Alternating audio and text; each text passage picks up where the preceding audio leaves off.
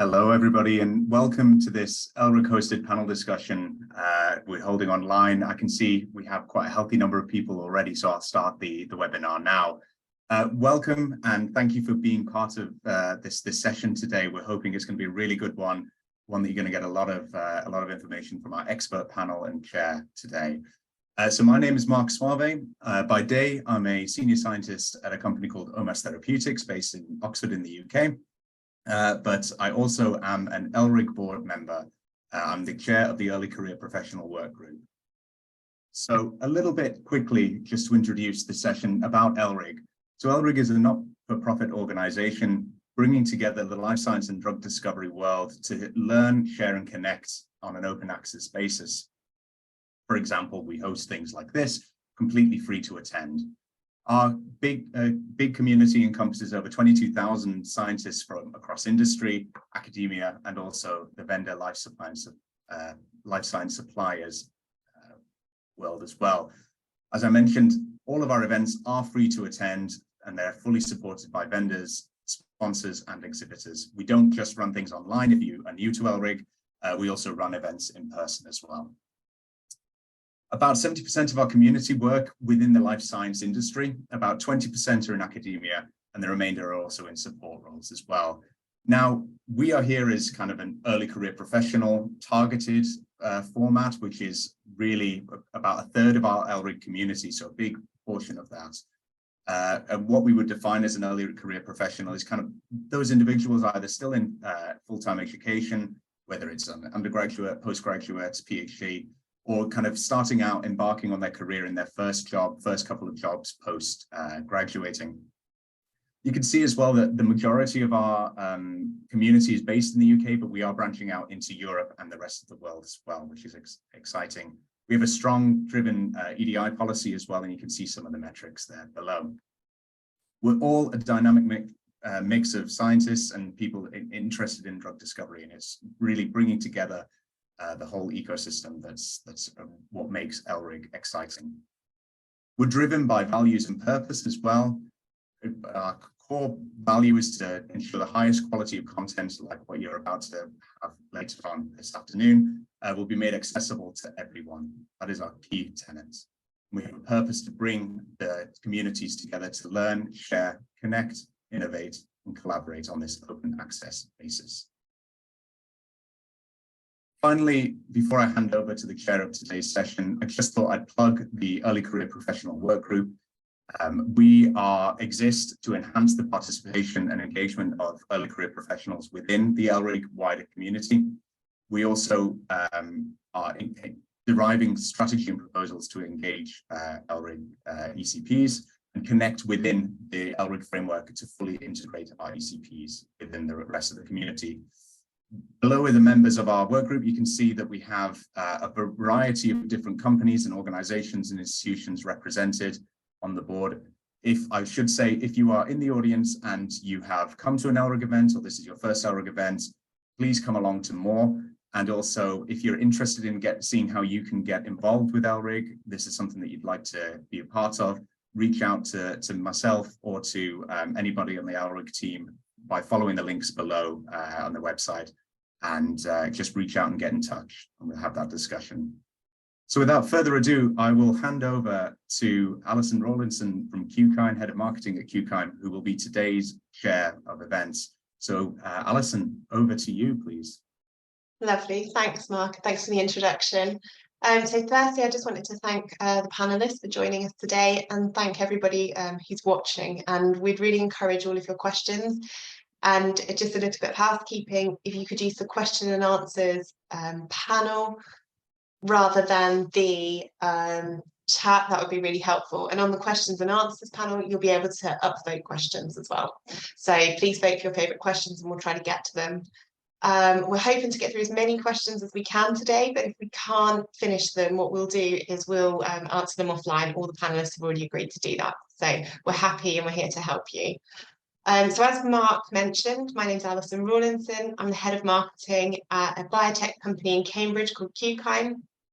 And One of the reasons that Mark asked me to chair today was because I've got a career in which has been sales, marketing, scientific communications, but I've also come out of the lab. So just a quick bit of background on myself. I was a researcher and lab manager at the University of Cambridge for 6.5 years. And prior to that, I was also a researcher at Sanofi. So I've had industry and academic experience. And then after doing my master's, I decided that although I loved science, I didn't want to actually do science anymore, which I know a lot of people can relate to. But I was still passionate about it. I still wanted to learn about it. And I also wanted to communicate about it. I just didn't want to be in the lab anymore. So that led me on my career journey of moving into marketing and sales roles for global companies such as Eppendorf and Merck. Before then moving into a more strategic marketing role where I now get to lead our communication strategy for the company. So this webinar really kind of spoke to me. I really wanted to help everybody out there in just learning about what other careers there are for people who do undergraduates, masters, PhDs, but then decide actually they don't want to be in the lab anymore. And obviously scientific communications is really important. It, not only does it influence regulations and policy, but it's also our job to make sure that we have collaboration within the scientific field between other researchers, industry, academia, to really allow technologies to advance. And then finally, it also, it's down to us to also have a big impact on society and to communicate to the general public and make sure that the next generation of scientists are excited about what we're doing. So with this in mind, the panelists that I've picked today, I hope will give you a really good overview of the different types of communication careers that are available, how they got there, what they find hard and tricky, but also what they love about their roles. And we'll hopefully give you some really good practical and informative advice if this is something that you're thinking of moving into. So what I'm going to ask to do is I'm going to ask my panelists to give themselves a quick introduction, and then we'll go one by one to dig deeper into their careers. So if I could just start with Maria, if you wouldn't mind introducing yourself. Hi everyone, I'm Maria. I am the founder of Malby, which is a content creation agency for life science. A little bit about me. So I did my PhD at Loughborough in Gen Med and bioengineering. I was aligned with the doctoral training centre for regenerative medicine. I then did my postdoc at Edinburgh, and throughout my PhD and postdoc, I started doing some science communication, some outreach. I started a YouTube channel called Have You Ever Wondered, which was based on sort of public engagement. That after my postdoc, it was a very natural end to my academic career. I decided I wanted to explore what else was out there. So I took a bit of a career break. I did an internship at the Science Media Centre, which is a press office in the UK tackling controversial topics in the media. Did a bit of travelling and then came back and decided to go into industry. I started a position as the head of marketing at a CRO in Glasgow. And then I did technology transfer and I was an enterprise innovation manager at university. So there was lots of different things throughout my career. I also did some freelancing through that as well. And then after my position at the enterprise office, I decided to come out of that and reflect on my career and really decide what I liked from all of various roles that I'd done. And I identified that I really liked communication. I'd done that in loads of different ways, on the job, outside of the job, in all my different jobs. And so I decided from there that I wanted to start my own thing based around communication, looking at the problems that I'd seen in the life science industry around communication. And so I decided to start an agency, Malby, to provide the creativity and expertise and a full range of services for life science organisations and companies. Wonderful, thanks Maria. Joe, could you introduce yourself please? Hi everyone, I'm Joe. I currently work as a senior editor at the academic journal PLOS ONE, where I've been for about 4 years. I did a PhD in, I sort of dabbled between biology and chemistry in my science career. I did a PhD in mass spectrometry at Oxford, and then from that I went straight into my kind of editing career. Yeah, I've been for about 4 years. I also have worked briefly as a science writer, kind of both in-house at a quantum computing startup in Cambridge, and done some freelancing as well. I work fully remotely from York in the UK. That's me. Lovely. Thanks, Jay. And Mariana? Hello, everyone. Thank you for coming here today. So I'm a bioinformatician. I'm in my final year of my PhD at Cambridge. I'm very interested in stem cells and regenerative medicine, especially in the field of hematology and how these cells are formed from stem cells. However, because I am a bioinformatician, I spend most of my time in front of a computer, and there are some skills that I am not using as much, which are basically my communication skills or my social skills or my networking skills when I'm in front of my laptop. Of course, when we go to conferences, these are different. This is different, but this is how I realized that I wanted to work on this a little bit more, and the pandemic came. I wanted to do something fruitful, useful with my time, and I decided to talk about how to get into Cambridge, provide some useful tips, academic tips, particularly how to access this level of education. I didn't mention it, but I come from a low-income background. I was born in Colombia, I was raised in Spain, and I didn't have that information. It took me ages to find out exactly what I had to do to reach this stage of education. And so I decided I wanted to provide this and talk about science as well. So I managed to create a community at marianaql.science on Instagram that I've been growing this year since the pandemic, since the first lockdown. And there I started talking about COVID because there were many questions there. So I had the capacity to read papers. So I read them and I talked about them and the different drugs that were going on at that time. And then people started asking like, but where do you study? Can you tell us about Cambridge? So this is how it evolves from science communication to academic tips and consulting, like academic consulting, to now I also provide some adverts to biotech companies. So this is how I mix everything together. Plus I talk about my PhD live with Days in the Life. And yeah, this is how I managed to finish my PhD thesis together with this science communication. And that's me. Thank you very much. Thanks, Mariana. And Patrick? Hi, everyone. Thanks for the opportunity to participate in this. So I'm Patrick Griffin. I'm currently a freelance medical communications consultant. I have about 8 years experience in the industry.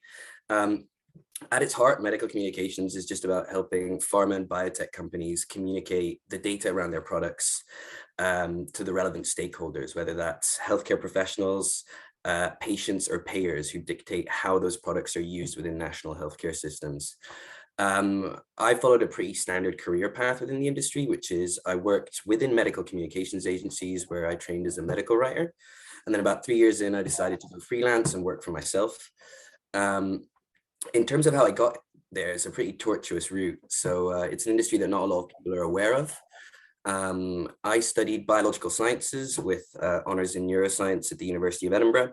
Then I did a master's in drug design and biomedical science. After that, I wanted to work in drug development, synthesizing and evaluating drugs in a preclinical lab, that sort of thing. But I didn't have a PhD and I didn't have that much lab experience. So it was really hard to get my foot in the door.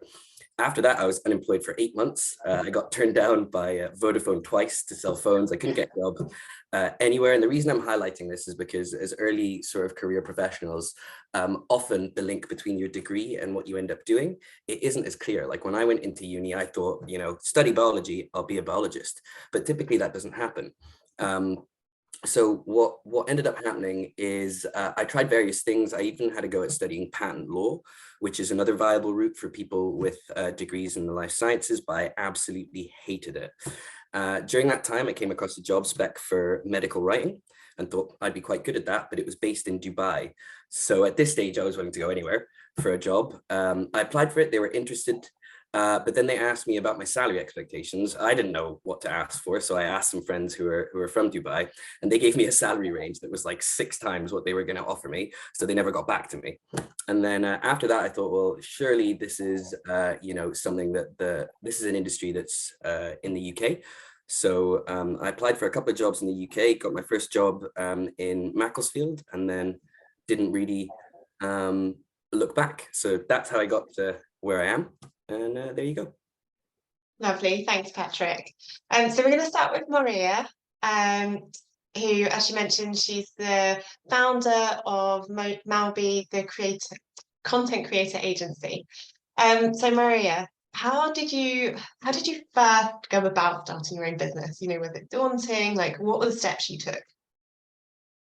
So I came to starting this business. But so I started it in a pandemic, which was obviously a great idea. I thought, yeah, that's great. Might as well just start a business, no worries.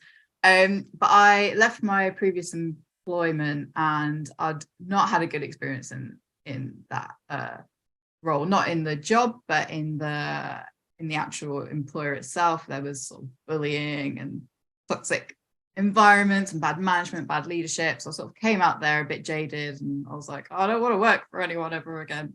And then it really gave me the opportunity to reflect on my career, and my career's been defined sort of with the opportunities that have presented itself. So if something comes up, I'm like, yeah, that's fine. It's not, as Patrick said, it's not been a straight path from like, oh, I'm going to study biology and I'm becoming a biologist. It was really quite a windy path. But as I said before, I really enjoyed communication of all sorts. I had a YouTube channel. I did radio while I was at Loughborough. Lots of different things. So I'd had my life science experience where I'd worked in industry and academia. I had loads of different perspectives within the sector. And so I sort of identified different problems in communication that there were in lots of different things within academia, between, B2B, with the public, that sort of thing. So the story is I was doing some laundry whilst I was, deciding what to do with my life. And I had this idea I was a freelancer, doing some freelance work. Maybe I could develop this and work with other freelancers to provide something that the life science sector needs with their communication, which is, creativity. The life science sector is quite conservative still in the way it communicates, if you compare it with other sectors. So then I was like, oh yeah, that'd be a good opportunity to start a business, to work with other people. And that's pretty much how I came to the idea of starting business. Then it actually needed some more work, some sort of research on figuring out how I could do this. But it was exciting. It was daunting because obviously it was a relatively new thing. I'd worked in businesses, worked in research. I'd never started a business myself. And I'm not particularly happy with failing. And there was, there's always the opportunity, especially in business, that you'd fail. But I was luckily financially stable enough, and as I said, jaded from my previous employment, to sort of make the leap and just go for it and see where it went. And that's how I came to the idea of starting Malby. So starting your own business must take, sort of sales and marketing skills, which, skills not typically taught in the lab. How did you then go about, knowing how to market your business and how to get your first clients and how to grow it? So one of my clients actually said something which has stayed with me, which is that marketing is just the science of human behavior. So now, if you think back to marketing, that might not you might not think science, but as the sort of tools and equipment and, you know, all the different metrics and things that you can use, it has sort of become like trying to figure out what makes people tick, what's going to make people do an action, and then use that. So you can draw a parallel, you know, between science and marketing in that regard. I think for me, I've always enjoyed talking to people, working with people. So it was, I basically, if I think about any sort of marketing I do, I'm like, okay, well, what would I like? What would I not like? I'm a sucker for like slogans and advertising. Like I'll remember them. I won't necessarily action something on them, but I can sort of retain them quite well. So I think that as well, you sort of pick up things which you like, which you don't like, and then you can draw from those experiences. And that's in my career, in my job. So, you know, being in academia, I hated when I got all these emails which just clogged up my inbox. Same in industry, all these cold calling emails. I was like, well, that's just going straight to junk. So it's really reflecting on that. Obviously, there's lots of different resources out there now that you can use to learn about sales and marketing as well. There's lots of, you know, courses on LinkedIn, on different platforms, lots of online resources. I'll plug Malby's Scrappy Marketing for Life Science Startups now, which is a resource that we've developed and launched last year for small startups, and that is the basics of marketing that you can use to develop a startup or a personal brand as well. So I'll plug that. But yeah, it's really, for me, it was not necessarily looking at all the theory and accumulating all of the information that ever exists. It's humanizing it and personalizing it and seeing, you know, what works for you, what makes you do something, and what makes someone else do something, and try and find that and appeal to that. And also, life science is still very word of mouth in terms of what it is as a sector. So if you can have a good network and connect with lots of people, that's going to do you well in the long run, as I found out with Malby. Might not be straight away, but if you make those connections, they'll pay off in the future. I think that's a really good practical tip, and I'd absolutely mirror that as well. I think once I started learning how to network properly and how to ensure you kept those connections and give to the community, you actually got a lot back from it as well. So really good advice. And Maria, there's actually one more question for you straight from the audience, which is, you mentioned common mistakes and gaps that life science companies make in marketing communication. What would you say are the main mistakes that they make? I think a lot of companies in the life science sector, when they're working, if it's like B2B, if they're trying to market to other businesses, I think it's still very corporate. It's still very, we have this technology and this is what it can do for you and blah, blah, blah. And I think now people are starting to realize that actually what people buy is not information and data and products, is people. People buy from people rather than big brands.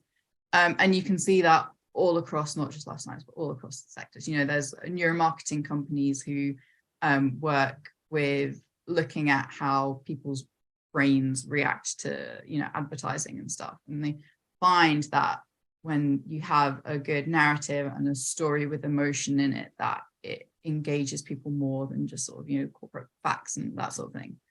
So now companies are looking to personalize themselves, you know, show the team behind their product, show, you know, what they're doing outside of the company, that sort of thing. And I think that's one of the things that is really important going forward for everyone, for, you know, academics, for heads of companies, for organizations.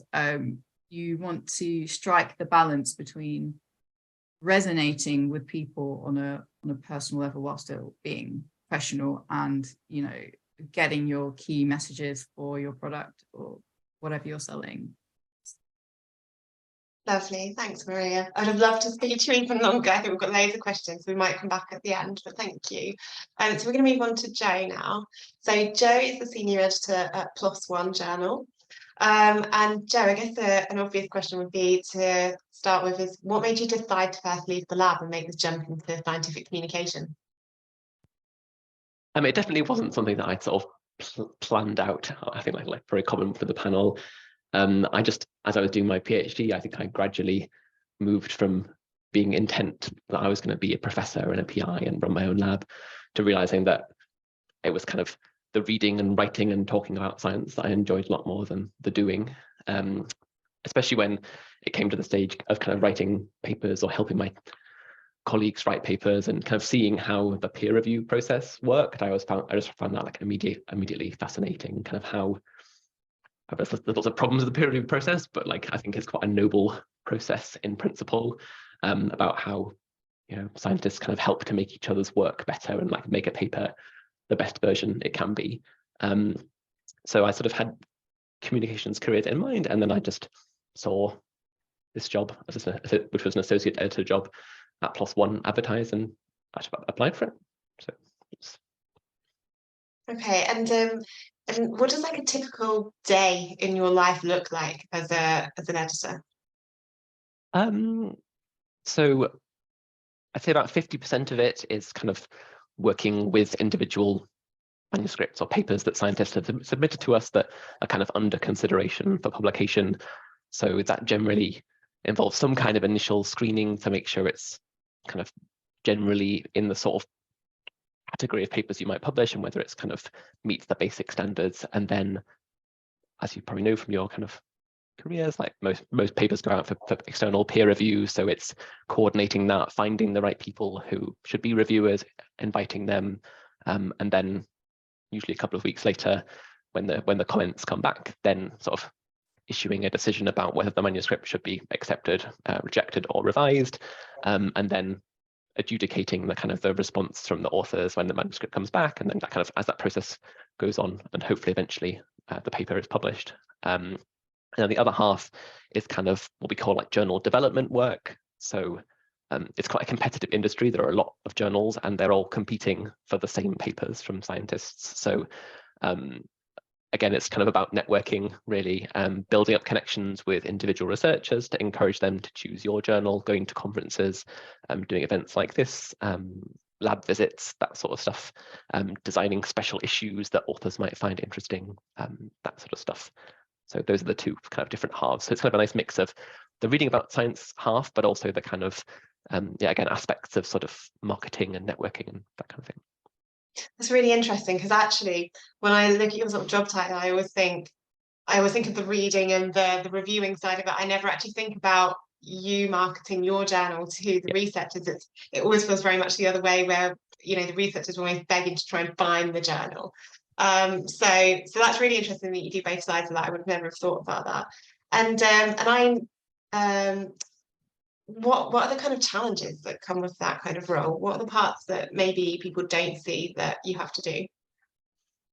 I think there are lots of the challenges are kind of to do with like the structure of the industry. So I think everyone who's been a scientist has kind of received lots of requests to review papers, and basically the kind of collective burden of peer review has like increased a lot in the last few years. So essentially it's quite hard, it's a lot harder than it used to be to find people to review papers. So a lot of our work is kind of taken up with doing that. There's also, I mean, I work for an open access journal. There's been a big explosion in open access as a kind of percentage of publication in the industry, which is great. Also, that's meant because open access journals make money based on the number of papers they publish rather than the number of readers who subscribe to them. That's kind of enabled a lot of bad actors to enter the industry, like kind of they call like predatory journals. So we have to do a lot of work to show that we are not a predatory journal. So those journals essentially just kind of publish anything without any scrutiny to take authors' money. So some of it we have to kind of deal with. And also there's a lot of kind of research ethics issues. There's like, you know, people writing papers with ChatGPT and that kind of thing. So a larger part of our work over time has come with like dealing with people who are both countering the bad practices from other publishers, but also kind of having to deal with sort of authors who are also kind of doing unethical things, unfortunately. So those are some recent challenges. Oh, that's really interesting. And I know from where we've known each other in the past that you've written for many different kind of subject areas, not just biology. So how do you find applying yourself to different areas that you really haven't done any sort of work on before? What skills have you pulled from being in the lab to allow you to do that?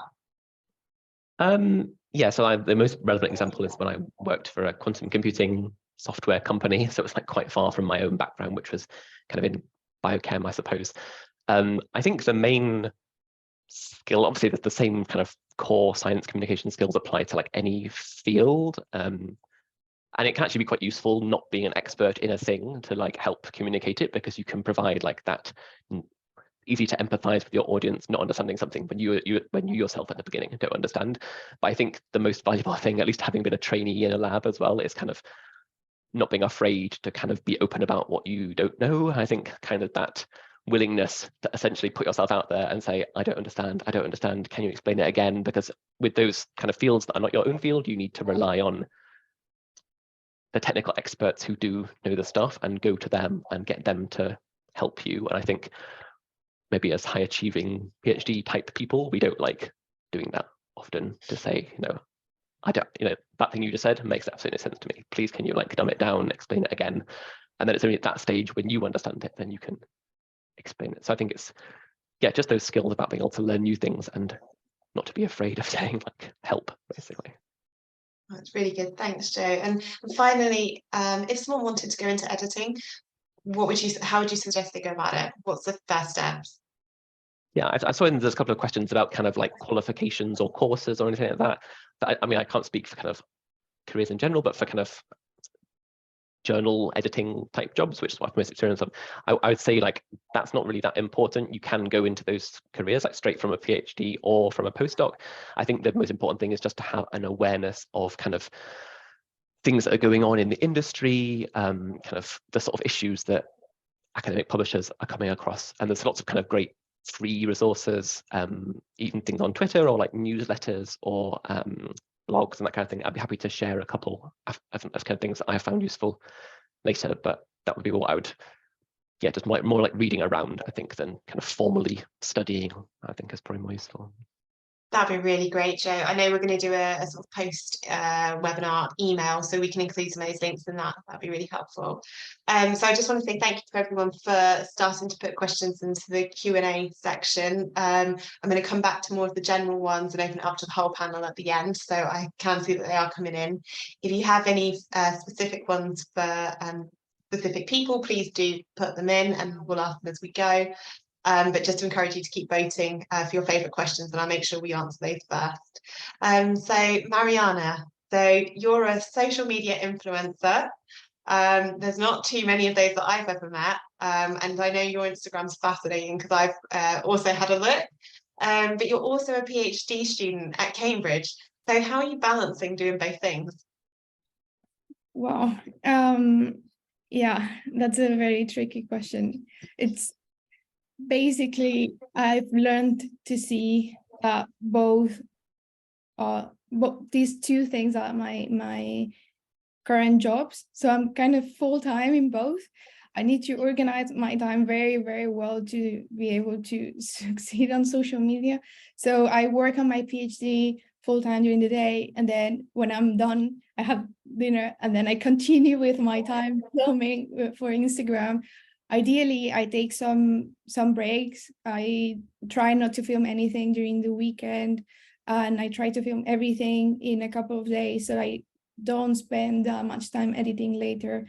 Yeah, I need to balance the weeks. Maybe a week can be very full of social media plus PhD, and maybe the next one is only PhD.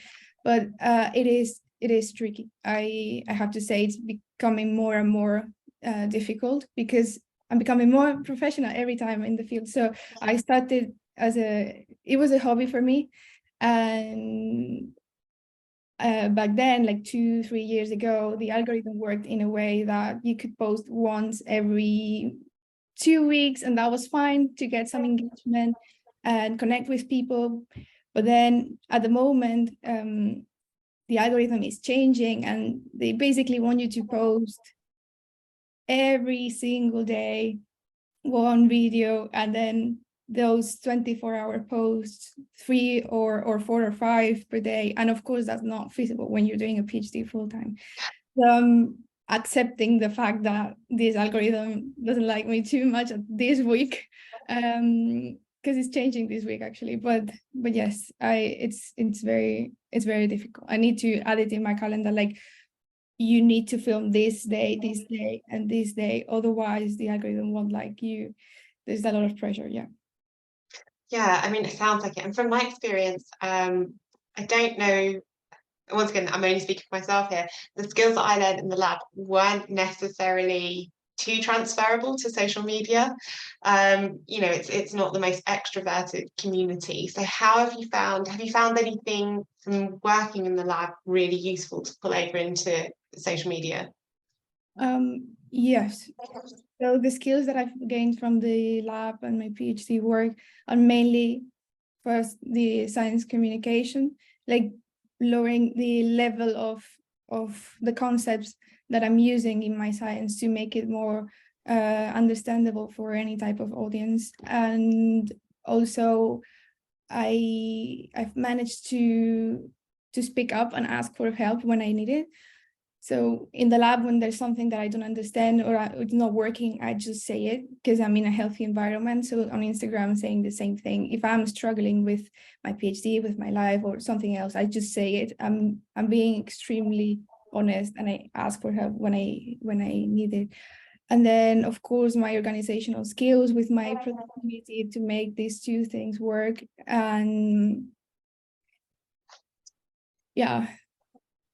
productivity, organizational skills, communication skills, maybe project management as well, because I need to manage different clients at the same time, so that, you know, when you're watching TV, you don't like to get interrupted by ads. You're watching your series, your show, or you wouldn't like Netflix having ads in the meantime, right? So the same happens on Instagram. You're watching interesting content, then an ad could be painful, so people can skip it. So you need to find the best way to make it engaging and at the same time posting things that are part of your daily life. So I've been able to deal with clients and manage their posts, my posts.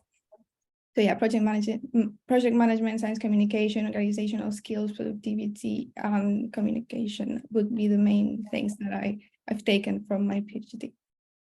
Brilliant. And if someone wanted to, you know, start their own social media channel, sort of talking about science communications, what would what would be your sort of top 3 tips just to get them going?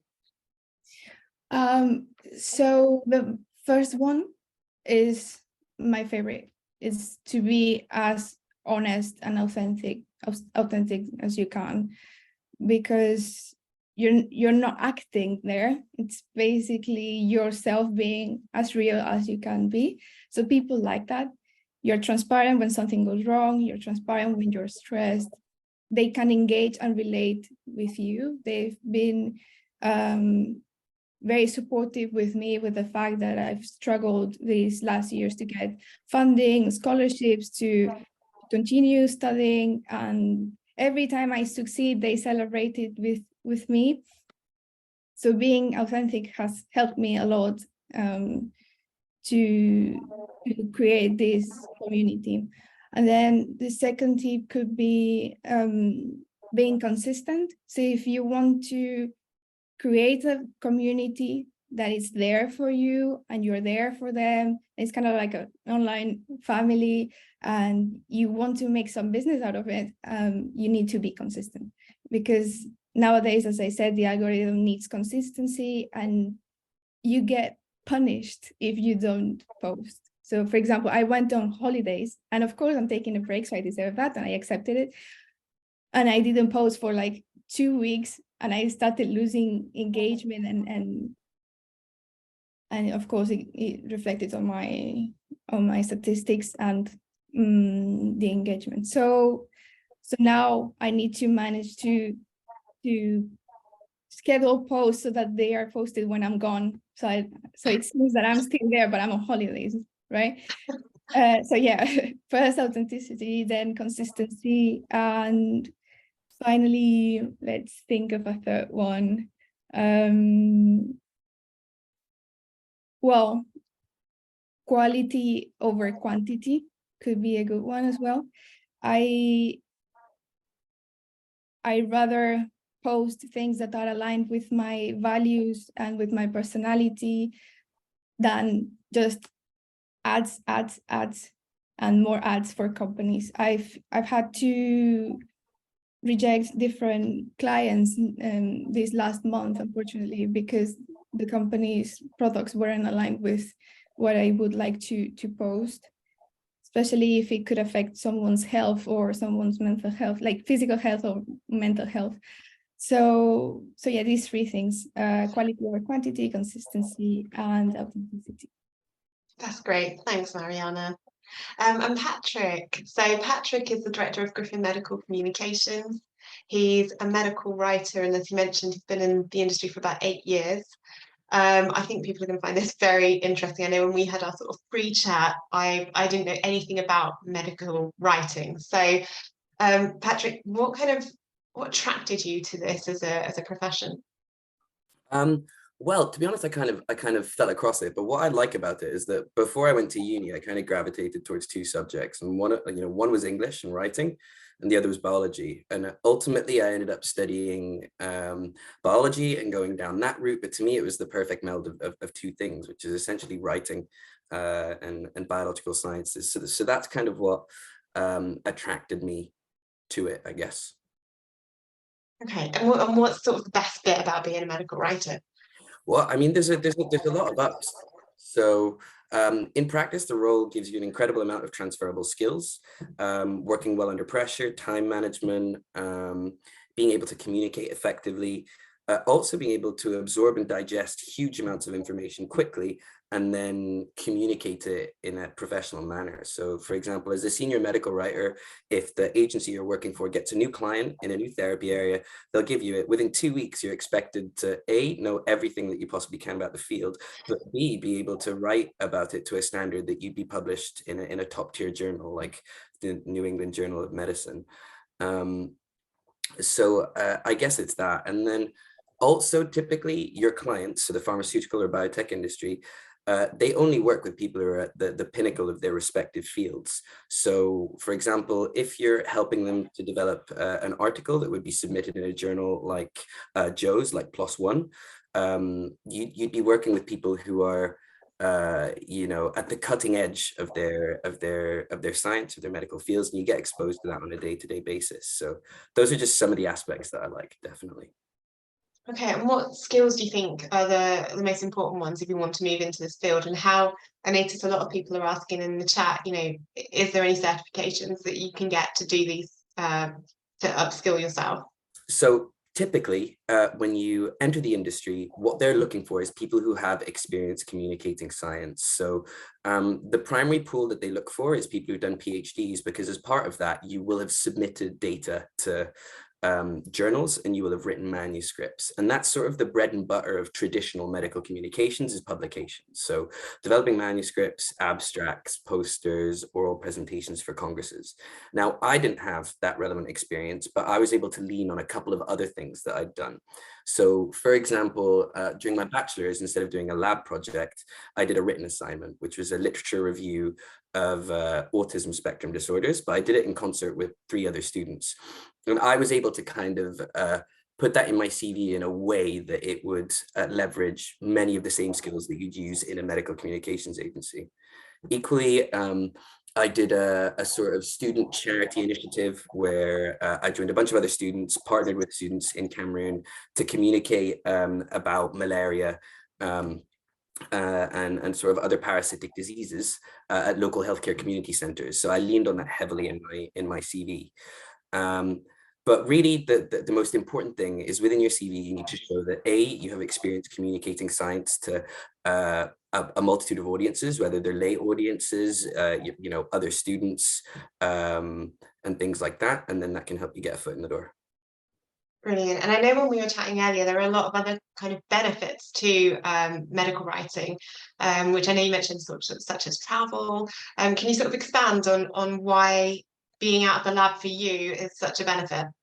Well, I mean, it's an industry that offers the opportunity to work remotely, which if that's something that you like. So for example, currently a lot of my clients are based in Milan, but I'm able to work with them wholly remotely. Second of all, travel is a huge element. So a lot of the work that we do is centered around large events, whether those are congresses where, you know, a lot of healthcare professionals go to get the latest information, or even standalone events that are sponsored by pharma to provide physicians with the latest information in relation to their products. But I mean, to give you an example, last year, I think I went to 17 different places, which is a huge amount of travel. I wouldn't expect that much off the bat.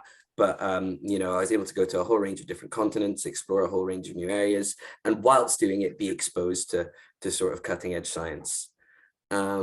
What else is good about the industry? The career progression is fairly straightforward and easy to understand. So you start as an associate or a junior medical writer, you progress to medical writer, senior medical writer. Then there's a couple of different routes you can take. You can become, you know, an editorial team lead where you'd manage teams, or you could become what they typically call a principal medical writer, which is someone who is a therapy area expert and really specializes in just communicating the science rather than managing teams that communicate the science. Also, after a couple of years in the industry, most people, or a lot of people, tend to go freelance.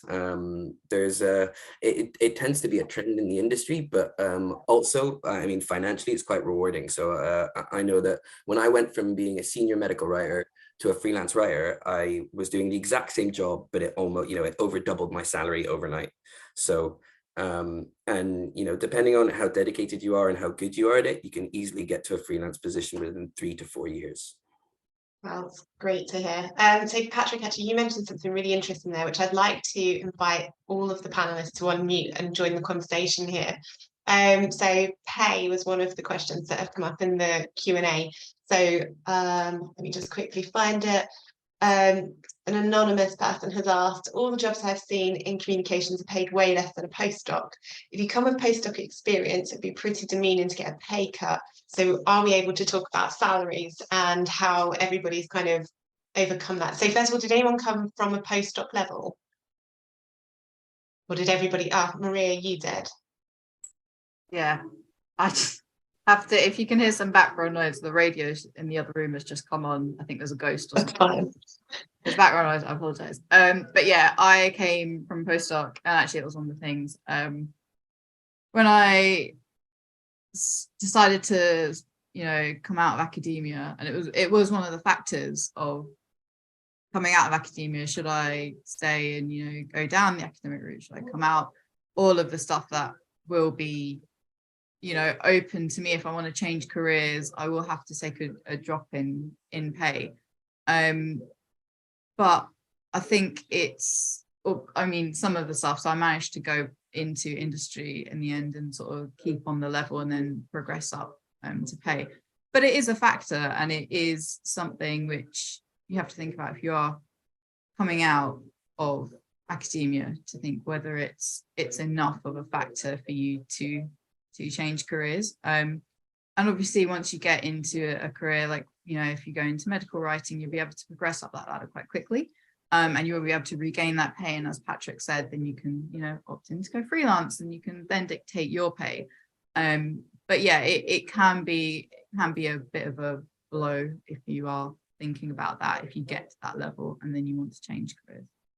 I'd agree with that, Maria, as well. I know I took a pay cut myself when I first came out of academia into my first industry role. Not a huge pay cut because I wasn't a postdoc.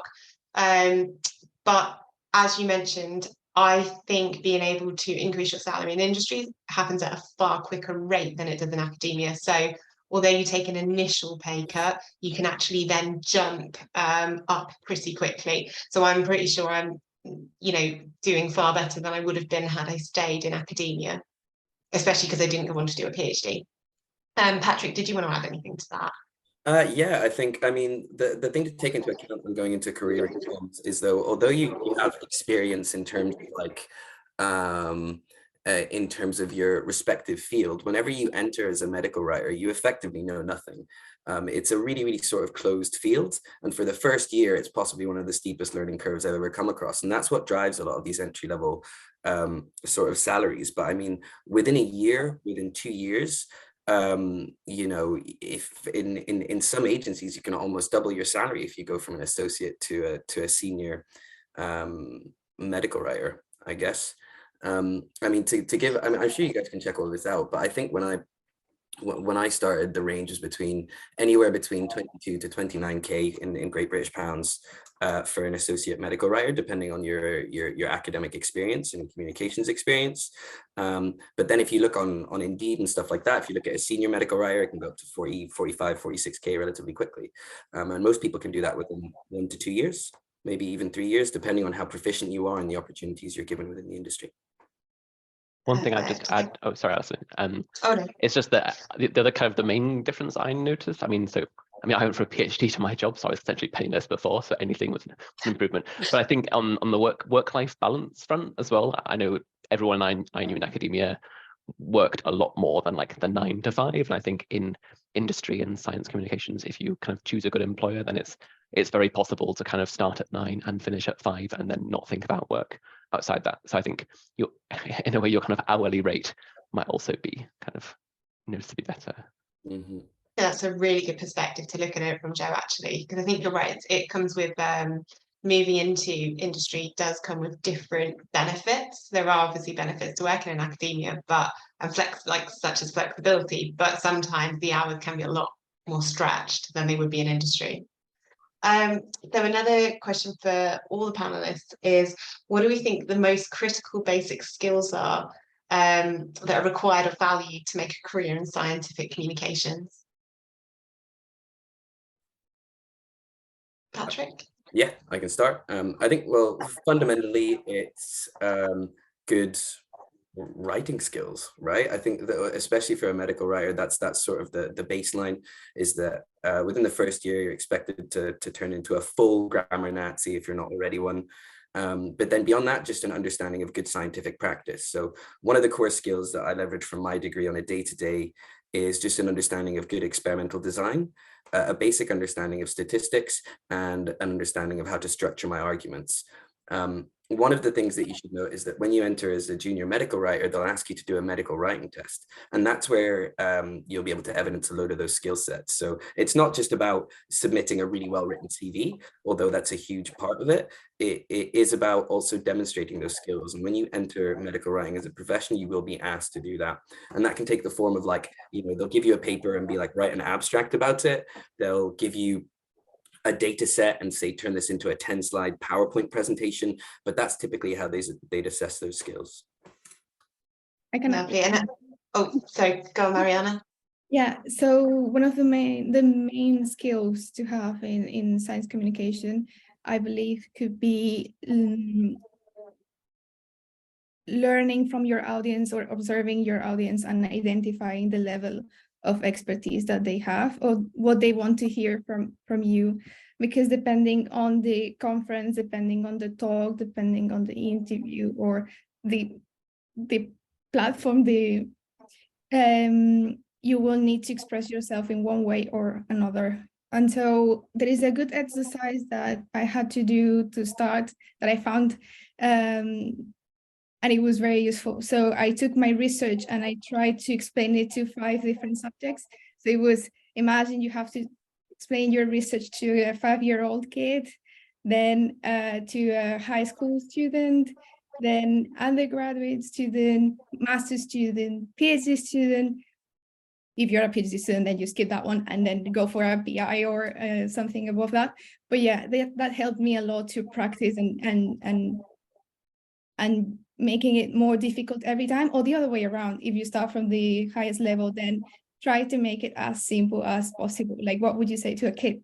And then if you reach that level, I think you're good to start identifying what your audiences need. Yeah. Brilliant. Thanks, Mariana. I'm going to quickly move on to another question just because I'm aware of the time. The hour's gone very quickly. So Pfizer, I hope I've said your name correctly. They're in the middle of physics undergrad, and they're not sure that they're really enjoying the lab so much, and they want to know, how do you rediscover what your passion is? How do you know what area to go into? I know from my side, I would suggest that you try and shadow people. Like, you can write to a lot of companies who will take placements, you know, short-term placements over the summer, even if it's just a week's work experience, where you can perhaps understand what different roles are like, because it's quite hard to know until you've done it. But does any of the other panelists have any suggestions of how you could discover what your passion is if it's not quite what you thought it was? I guess I would say, like, don't really focus on kind of job titles or kind of what you think, what job you want to have. But I guess, like, I think the thing that gives us most satisfaction is kind of doing things that we enjoy doing. So think about the things that you've done. Even in an undergraduate degree, you'll have done lots of different things, you know, doing experiments, writing, reading, networking, all those things. Like, and then I guess start by trying to find the things you enjoy and try and then find a job that kind of involves the most of those. And then exactly what the title is or the trajectory you end up following through your career is probably less important, I would say. That's so true, though. If you think about all those things that you enjoy and then think which ones would I mind to get paid for, then that's probably a good way to start. Yeah, I think just trial and error really is it's like you can see from all the panelists here is that everyone's had a fairly, not a linear route to what they've ended up doing, but at the core of it is trial and error. It's trying things that you have to try things to figure out whether you like them or you don't, and you need to understand that sometimes it's a bit of an involved process that might not happen immediately. But yeah, just try as many things as you can and see what sticks. Yeah, that's how Malby happened for me, is that I realized I like making YouTube videos and I like making podcasts and I like doing design, but I also love science and I love communicating science to different people and merging all that together, and that's how it happened. Brilliant. And so another attendee has asked about whether anyone did any communications work experience before actually deciding to branch into the field. And I think, as we all mentioned already, we've all had kind of varied careers where we've tried different things, not necessarily work experience. But did anyone do any work experience or get any kind of qualifications in this field before actually actively moving in? I did an internship at the SMC, as I mentioned. So that was a month's paid internship in London, just to get an idea of what else was out there, as we said before, trial and error, discovering what is out there. And for me, I thought communication, press office, really fast paced, might be fun. It was really enjoyable. And it was something I was definitely considering. But yeah, so that was really fun. And if you can, get paid while doing an internship, Malby used to offer unpaid internships, and hopefully we'll be bringing back a paid internship version in the next year or so. So that will be available. And just quickly, Joe and Patrick, do your companies offer any kind of internships, or is it something that they would have to write a speculative letter about? So my company, as in the company through which I operate, is an independent trader. Sorry, I should have said your previous company. Exactly. So my company wouldn't, but almost every single agency I've worked for has had work experience people join. Whether those were paid or not paid was not something that I was privileged to that information. But if you just generally look up medical communications agencies on LinkedIn and send prospective letters, they'll 100% consider it. Some of them even have fully fledged training programs that are the equivalent to like a degree that last a year, that are super varied, that give you opportunities for placements within different agencies under that company. But by all means, it's something that the industry does accept, and you just have to kind of fire the letters out and see who bites.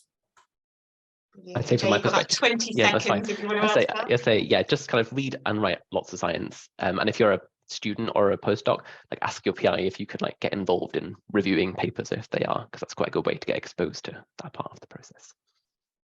Brilliant, thank you so much. So we are very close to the hour now. I know there are loads of questions that we still haven't managed to answer, but myself and the other panelists will make sure we answer those either in the chat, or we'll send the question and answers round in the follow-up email. Mark, I don't know if you just want to jump on and close the session. Yeah, thank you very much, Alison. And just on behalf of everybody in attendance, and everybody, those of us online as well. Thank you to all the panelists and to yourself, Alison, as well, for a truly excellent session filled with lots of information and lots of great advice. So thank you to everybody. And thank you for coming as well, everybody online. Brilliant. Thanks, everyone.